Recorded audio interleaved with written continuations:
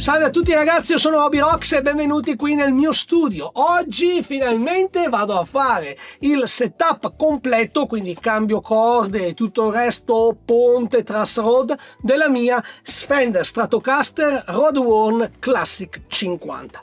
Questo è un video che me lo avete chiesto in centinaia, ma da tanto tempo, sono anni che me lo chiedete e non l'ho mai voluto fare. E vi spiego anche subito il perché. I motivi sono due. Il primo, perché io non sono un liutaio, quindi non voglio prendere il posto e anzitutto non voglio insegnare qualcosa che praticamente non mi appartiene, ok? Io naturalmente mi sono sempre fatto il setup delle mie chitarre, mi sono sempre fatto le riparazioni e mi sono anche naturalmente fatto tutti i cablaggi, l'elettronica e tutto, ma è una cosa che faccio per me e per le mie chitarre.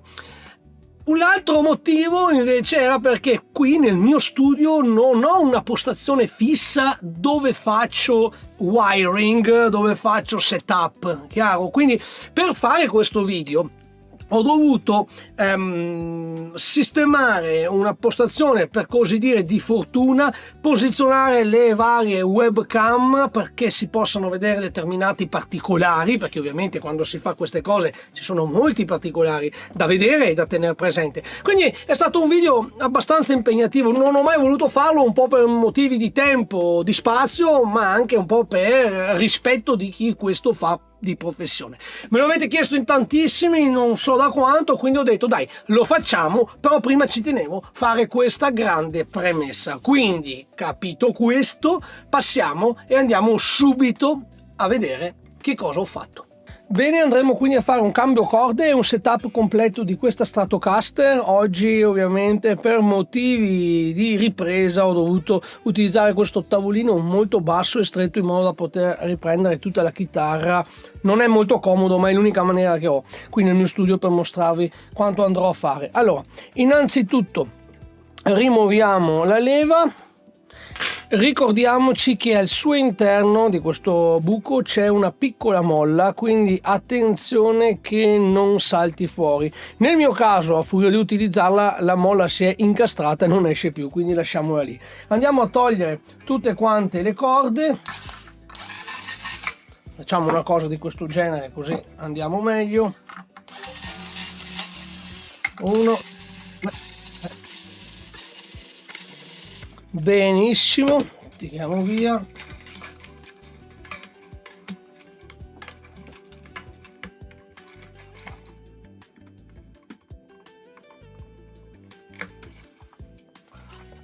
Ora queste corde non mi servono, quindi con un tronchesino vado a tagliare via la parte che non mi serve, così da riuscire a sfilarle meglio. Per evitare che esca la molla, non si sa mai, voilà, ci metto un po' di nastro carta davanti e lì siamo a posto. Mettiamo la chitarra.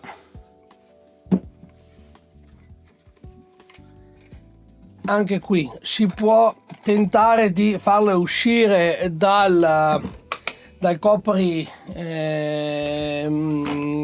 molle, però diventa un po' ostico. Allora, per far prima unisco un avvitatore.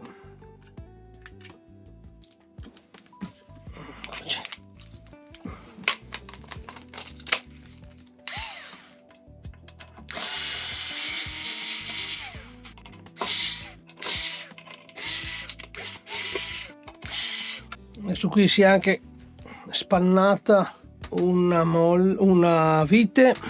Se si spanna una vite si va sotto con il plettro, il più fino che avete, e voilà. Molti questa la tolgono e non la rimettono più, in realtà è vero, è un po' una seccatura, fu inventata solo per proteggere il vano dalla polvere. Fate voi, io la metto perché comunque mi piace averla. Ora sarà più facile accedere naturalmente anche alle molle qualora dovessimo andare a regolare le molle di tensione.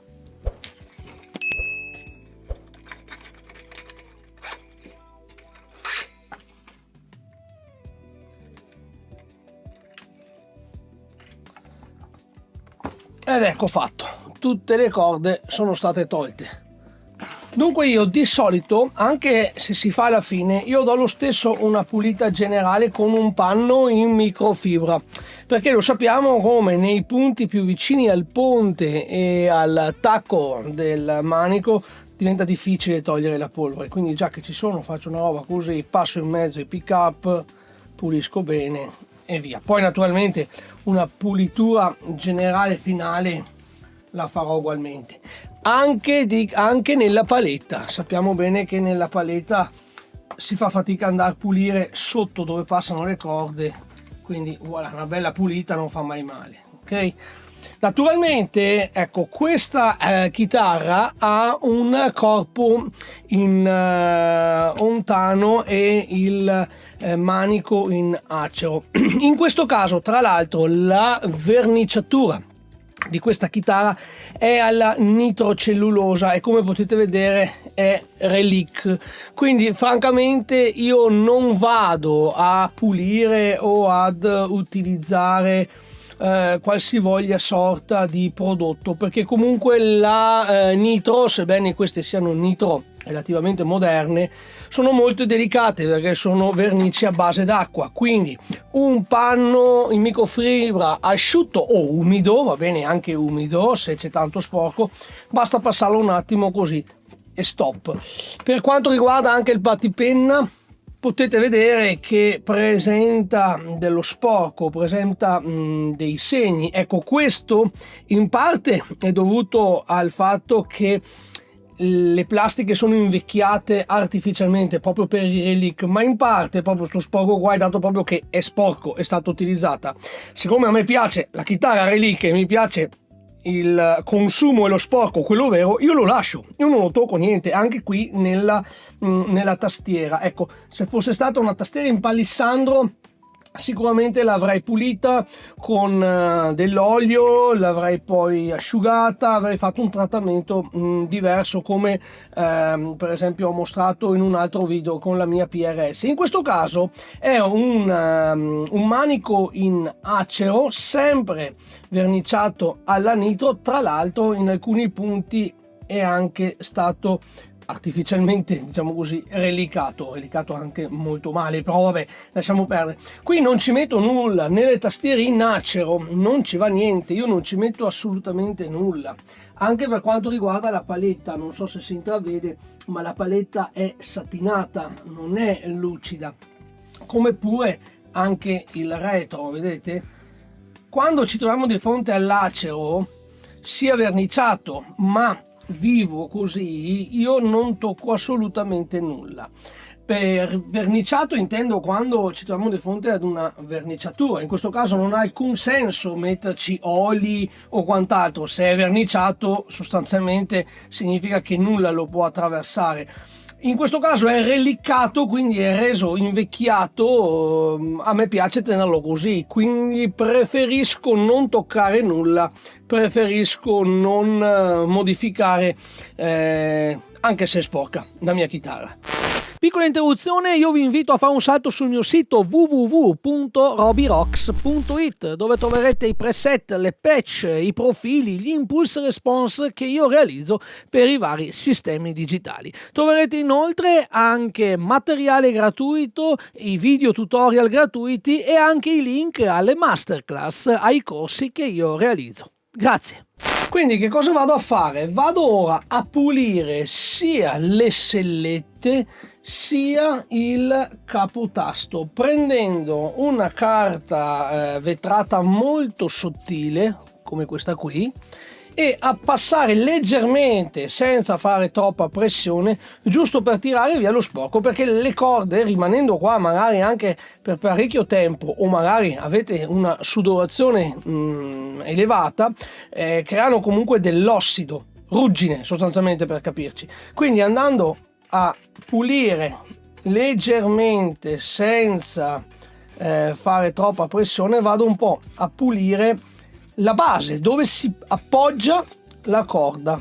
Qui sulle sellette è un'operazione abbastanza semplice, non serve perderci moltissimo tempo. Tra l'altro, se notate che c'è ancora della polvere, potete prendere un pennello come questo qui, è un classico pennello da barba, e andare a passare così tra le sellette, perché sappiamo che tra una selletta all'altra, soprattutto dove ci sono le molle, è sempre molto difficile pulire. Diciamo che questo non ha un beneficio, diciamo così, reale sul suono, però comunque è una chitarra pulita. Anche perché comunque forse si potrebbe anche dire che lo sporco, a furia di accumularsi, magari potrebbe andare a rallentare poi l'uso delle viti, quindi si fa più fatica a muovere le viti di regolazione. Bene, tornando a noi, passiamo anche al capotasto. Qui bisogna stare attenti, bisogna essere molto più delicati. Allora, il concetto qual è? Il concetto è che qui passano le corde, si appoggiano e naturalmente con il tempo rilasciano lo sporco. Bisogna prendere la carta vetrata e andare a passare tra praticamente la base dove si appoggia la chitarra, ma farlo in maniera veramente, ragazzi, veramente molto leggera. Perché dico questo? Perché se andiamo a fare troppa pressione o usiamo una carta con una grana troppo grossa, andremo ad abbassare la base d'appoggio delle corde. Poi succederà che naturalmente la base si troverà più bassa rispetto allo spessore dei fret, e quindi inavvertitamente avremo la chitarra che frigge, pensando che poi il problema sia dell'action o che sia magari del truss rod. Invece il più delle volte il problema è proprio qua. Quindi dobbiamo proprio passare lentamente, giusto per togliere un po' quel nero lì. Un'altra alternativa, se non avete una carta vetrata, sarebbe prendere la corda tipo quella del Re e passare avanti e indietro. Quella del Re riesce a passare bene naturalmente anche su quelle superiori. Ovviamente in quelle più piccole sarà impossibile passare, quindi quelle purtroppo rimarranno sempre un po' sporche. Quindi, facendo moltissima attenzione e molto leggermente, passo e pulisco tutte e 6 le basi d'appoggio. Abbiate cura di non creare degli angoli, degli spigoli, perché naturalmente facendo così è molto facile che si creano appunto delle bave, ok? Quelle bave lì poi andranno a rompere le scatole quando dovremo andare ad accordare la chitarra, e quindi controlliamo sempre bene che non ci siano bave, quindi passiamo un attimo da una parte, un attimo dall'altra, e voilà, non occorre fare niente di più, non occorre diventare matti. Passiamo ora alla parte più interessante, la lubrificazione. Ecco, molti utilizzano la grafite, ossia la mina della matita, per andare a lubrificare qui. Allora, attenzione, un paio di cose. Se avete un capotasto di quelli moderni, ad esempio in materiale Graphtec Tusk, ecco, quelli non hanno bisogno di grafite o di lubrificazione, perché sono autolubrificanti. Io ho visto che grandi benefici dalla grafite non ne ho avuti, sembra più essere una leggenda metropolitana. Magari è anche vero, però poi naturalmente andando ad accordare la corda, quindi tirandola avanti e indietro, poi naturalmente questa grafite, essendo una polvere, fuoriesce, quindi capite anche voi che non abbiamo tutto questo beneficio. Io utilizzo questa qui, che si chiama Big Ben's Nut Sauce, ve la inquadro da qui, eccola qui.